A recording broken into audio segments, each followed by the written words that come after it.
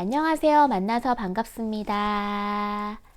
저는 놀이치료사 유은이라고 합니다. 오늘은 제가 여러분들과 이야기할 주제는 보드게임을 통해서 아이하고 소통하는 방법들에 대해서 이야기를 해보도록 하겠습니다. 놀이치료와 관련해서 게임 놀이치료라고 하는 영역들이 있습니다. 놀이치료실 방 안에는 다양한 보드게임류들이 많이 있습니다. 보드게임이 주는 치료적인 의미들을 활용을 해서 아동 청소년 아이들한테 보드게임을 통한 심리치료적인 접근을 하기 위해서 구비를 해 놓은 겁니다. 여러분들께서 생각하시는 스마트폰 게임이나 컴퓨터 게임이 아니라 아날로그 방식으로 서로 마주 앉아서 주고받으면서 할 수 있는 그런 보드게임류를 말하고 있습니다. 보드게임에도 종류가 여러 가지가 있는 거 아시나요? 우리가 흔히 어린 시절에 했던 부루마블을 비롯해가지고 여러 유형들이 많이 있습니다. 다양하고 가지수도 여러 가지예요. 그런데 저는 그 보드게임을 총 4가지로 나눠봤습니다. 첫 번째로는 가장 쉬운 형태입니다. 신체 활동 놀이라고 해서 이거는 꼭 게임을 못하는 아이들 게임 놀이 형식으로 해주셔도 됩니다. 예를 들어서 낚시 게임이라든지 공놀이 게임이라든지 축구 게임이라든지 해서 뭔가 신체 활동을 협응 능력을 활용한 게임들을 할 수 있는 것이고요. 그 다음에 단계는 우연 게임, 기회 게임이라고도 합니다. 이것은 게임하고 있는 사람의 지적인 수준이나 나이에 따라서 승패가 좌우가 되지 않고요. 그날의 운과 관련돼서 지적인 수준이나 나이 고려하지 않은 운과 관련돼서 내가 이길 수도 있고 질 수도 있는 그 게임들을 말합니다. 다 장단점이 있죠. 내가 지긴 했지만 다음번에는 또 이길 수 있는 여지들이 있고요. 또 이번에 이겼다고 해서 다음번에 또 이기리라는 보장도 없습니다. 예를 들어서 주사위를 던져서 나오는 칸수대로 이동을 하거나 여러 가지의 섞여져 있는 카드를 뽑아가지고 그거를 내놓거나 운과 관련된 요소들이 가미가 된 우연게임, 기회게임의 류가 있습니다. 보통 아이 초등학교 저학년까지는 운과 관련된 게임들을 많이 쓸 거예요. 사다리 게임이라든지 우노 게임이라든지 나의 노력과는 상관없이 그렇게 정해져 있는 그 패를 가지고 하는 것들이라고 생각해 보시면 될 것 같습니다. 이제 아이들이 조금씩 고학년이 되면서부터 전략 게임을 하게 되는 겁니다. 전략 게임은 바둑, 체스, 오모과 같은 내가 어떤 전략을 구사하느냐에 따라서 내가 이길 수 있는 확률이 많아지는 겁니다. 이거는 운과 관련되어 있지 않고요. 철저하게 본연의 실력에 따라서 좌우가 되는 것입니다. 어떤 아이들 보면은 운과 관련된 게임을 많이 하는 아이가 있고 또 어떤 아이는 꼭 내가 잘할 수 있는 전략 게임을 주로 하는 아이들도 있습니다. 그래서 우리 아이들 보면은 어떤 그 게임들을 많이 하는지 잘 살펴보면 될 것 같아요. 저희 큰아이 같은 경우는 한참 바둑을 배웠을 때는 바둑, 오목, 그 전략과 관련된 게임들을 많이 했고요. 둘째 아이는 주사위를 던져서 나오는 칸수대로 이동을 하는 사다리 게임을 주로 하고 있습니다. 지금은 이제 셋째 아이도 이제 숫자를 알아서 하나, 둘, 셋, 넷 숫자를 셀 수 있잖아요. 그렇기 때문에 던져서 나오는 그 개수대로 칸을 이동하면서 할 수 있는 사다리 게임을 많이 하고 있습니다. 이런 게임들이 있고요. 아마 여기까지는 가정에서 많이 구비가 된 게임들입니다. 그런데 이제 4번째로 의사소통 게임이라고 하는 영역을 또 정했습니다. 이거는 가정에서 구비하지는 않으시고 대부분 상담센터에서 치료 목적으로 쓰고 있습니다. 예를 들어서 친구와의 갈등이 많이 있거나 친구한테 다가가는 방법을 모르거나 라고 했을 때 어떤 미션과 관련된 다양한 에피소드가 굉장히 많이 있습니다. 그래서 그거를 뽑아와서 거기에 있는 미션에 따른 이야기를 해도 되고 역할극을 해도 됩니다. 약간의 그 사다리 게임과 같은 운을 좀 요소를 가미를 해서 아이들이 흥미도를 떨어뜨리지 않기 위해 숫자를 던져서 나온 색깔의 칸수의 그 미션 카드를 뽑아서 수행하는 거. 수행했을 때는 칩을 얻고 또 수행을 하지 않았을 때는 게임이 중단되지는 않지만 대신 칩을 얻지는 못한다라는 그런 기본 규칙을 가지고 하시면 될 것 같습니다. 예를 들어 이런 거예요. 거기에 반칙을 하는 친구가 있어. 이럴 때 너는 어떻게 말해줄 거야? 라는 것들이라든지, 친구가 울고 있어. 너는 그 친구한테 어떤 말을 해주고 싶니? 라고 하는 부분들, 다른 친구랑 이야기하고 있었는데 다른 친구가 막 끼어들어. 너 기분은 어떠니? 이런 것들입니다. 일상생활에 갈등이 유발될 만하거나 자기 표현할 것들이 필요한 시기에, 그 타이밍에 아이가 어떻게 반응을 하는지를 다루기 위해서 의도적인 상황들에 대해서 이야기를 나눠보는 거고요.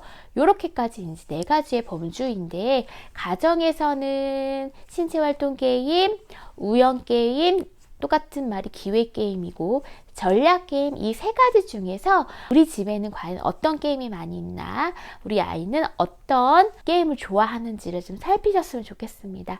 게임을 했을 때 남자 대 남자, 아빠랑 아이랑 놀아질 때는 조금 더 굉장히 그 경쟁심이 막 불러일으켜요. 왜냐, 아버님들은 굉장히 성취지향적이신 분들이 굉장히 많을 거예요. 때문에 둘이 팽팽한 긴장된 가운데 좋은 마음으로 아이랑 놀아주려고 했다가 서로 싸운다는 그런 이야기도 좀 듣기도 했었어요. 그러면 우리가 게임 놀이를 할 때 어떻게 태도를 해야 될까에 대해서 제가 2가지만 말씀드리도록 하겠습니다. 우선은 첫 번째로는 아이가 그 게임에 대해서 규칙을 숙지하고 있는지 한번 확인하는 거예요. 만약에 아이가 글자를 못 읽거나 설명서를 읽을 수 없다라고 하면 저희가 설명해 주고요. 하지만 아이가 글자를 읽을 수 있고 어디서 본 것 같은 느낌이 든다 라고 하면 과연 그 아이는 어떻게 하는 방법을 이해하고 있는지 한번 들어볼 필요가 있습니다. 그런 다음에 상대방이 알고 있는 게임 규칙과 어떤 부분이 다른지, 그러면 그 다른 부분을 설명서는 뭐라고 얘기하는지 정확히 짚어야 됩니다. 그래서 게임하기 전에 게임적 원칙을 정하는 거가 1차적으로 필요합니다. 원칙을 정한다는 건 어떤 대전제를 바꾼다는 것이 아니라 룰을 정할 수 있다는 거예요. 예를 들어서 할리갈리 같은 경우는 빨리 순발력 있게 종을 쳐서 카드를 많이 얻는 사람이 이기는 게 전제인데, 어떤 아이가 그 반대로 해요. 카드가 없는 사람이 이기는 거예요 라고 한다면 그건 맞지 않는다라는 겁니다. 그거는 유지를 하되 그 안에 있는 소원칙들을 바꿀 수 있습니다. 예를 들어서 누가 먼저 시작하게 될지, 아니면 실수했을 때 그 카드를 벌칙을 한 장씩을 줄지, 아니면 그걸 서로 멈췄다가 모아놨다 나중에 다음번에 종을 친 사람 다 가져가게 할지, 이런 작은 소원칙들은 협의를 통해서 서로 간 좀 조율할 수 있는 부분이라는 겁니다. 그래서 여러분들께서 아이와 게임을 할 때 아이가 대원칙을 알고 있는지, 그 원칙을 바꾸면 게임의 형태가 아니라 그냥 놀이 형태, 자유롭게 혼자 놀이하는 형태로 제시해야 될 것 같습니다. 게임적 원칙 정하기라고 하고요. 그 다음에 아이한테 설명해 줄 수 있는 건, 아이와 어린이기 때문에 공평하지 않을 수 있는 부분이기 때문에 아이한테 정해진 횟수 내에서 기회를 더 줄 수 있음을 얘기해 줍니다. 예를 들어서 찬스 제도라고 해서 저는 5번, 1번, 2번, 3번, 4번, 5번까지의 찬스를 생각을 해봤어. 왜냐면 엄마랑 너랑은 나이가 다르기 때문에 엄마가 조금 더 유리할 수가 있기 때문에 너한테 기회를 주기로 했는데 그거에 대해서 어떻게 생각하는지 물어봅니다. 아이는 그 찬스를 호의 있게 잘 받아들일 수도 있고요. 어떤 아이는 찬스를 하지 않아도 내가 잘할 수 있다는 생각이 들으면 찬스 필요 없어, 그냥 똑같이 하자라고 제안할 수 있습니다. 그래서 아이가 과연 찬스를 쓰는지, 그러면 최대 몇 번까지를 쓰게 될지 같이 정합니다. 아이한테 몇 번 할까라고 그냥 너무 개방형의 질문을 주면 아이는 100번, 너무 많은 숫자를 언급할 수가 있습니다. 그럴 경우에는 10번까지, 5번까지 중에서 써보는 거야. 몇 번을 써보면은 너가 그 찬스를 잘 활용을 해서 이길 수 있을 것 같니? 라고 미리 정하는 겁니다. 게임을 시작한 이후에 정하는 것이 아니라 이전에 미리 정하는 겁니다. 이후에 정한다는 건 룰을 어기는 것이고요. 이전에 정했을 때 그 찬스를 5번 안에 정하기로 했던 거를 5번 다 쓴다면 아이는 정한 룰을 어기지 않고 잘 효과적으로 하는 겁니다. 계획적으로. 어떤 아이는 5번을 쓰기로 했었는데 본인이 5번을 한다는 걸 까먹고 또 쓰지도 않고 지는 부분들이 있습니다. 그러면 그 아이는 나한테 주어진 조건을 효율적으로 활용을 하지 않고서 계획적으로 하지 않았다는 겁니다. 그런 부분을 피드백을 해주는 거고요. 나한테 주어진 조건, 내가 선택한 조건을 각자 자기가 챙기는 겁니다. 그래야 자기 주도적으로 뭔가 챙기는 부분이 생길 수도 있습니다. 그런 원칙들, 찬스 제도를 활용하는 것들, 게임 전에 원칙을 정하는 것들, 이 2가지를 좀 숙지하셔서 아이와 게임 놀이를 하게 된다면 조금은 편안하게 게임을 임하실 수 있을 거라고 생각이 됩니다. 스마트폰 게임이 아니라 보드게임을 통해서는 여러 가지를 얻을 수 있습니다. 서로 눈맞춤, 교감도 할 수 있고요. 이겼을 때는 굉장한 유능감, 성취감을 경험할 수 있습니다. 하지만 중요한 건 졌을 때도 굉장한 치료적인 가치가 있다는 겁니다. 졌을 때는 뭐가 얻게 될까요? 좌절, 인내력을 배울 수 있습니다. 상상놀이와는 다르게 게임 놀이는 지극히 현실적인 놀이입니다. 현실에 주어진 조건과 룰을 지켜나가면서 수행하는 과정을 말하는 겁니다. 그렇기 때문에 우리 아이가 비록 그 게임 상황에서 좌절을 안쓰러운 마음이 들지만 그래도 그 안에서 태도가 잘 견뎠다라고 보여지면 우리 아이는 그만큼 좌절 인내력이 생겨나가는 겁니다.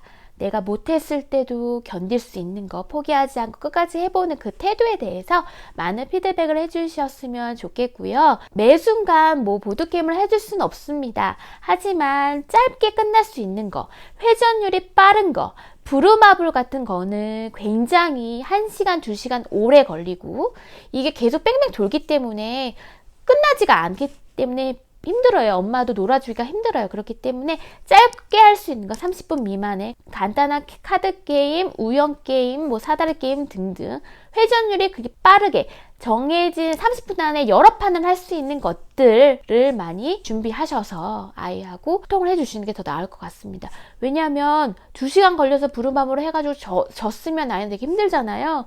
그런데 30분 내에 여러 판을 할 수 있는 게임을 제시를 했다면 아이는 그 안에서 이기기도 하고 지기도 하고 여러의 긍정적인 정서, 부정적인 정서를 다 통합적으로 경험할 수 있기 때문에 가급적 회전율이 빠르게 진행할 수 있는 것들을 찾아보셨으면 좋겠습니다. 잠자고 있는 게임들이 많이 있을 거예요. 그런 것들을 많이 활용하셨으면 좋겠습니다. 자, 이것으로 심리 스토리를 마치고요. 다음번에는 더 재미있는 이야기들로 찾아뵙도록 하겠습니다. 감사합니다. 저는 놀이치료사 유은희였습니다. 감사합니다.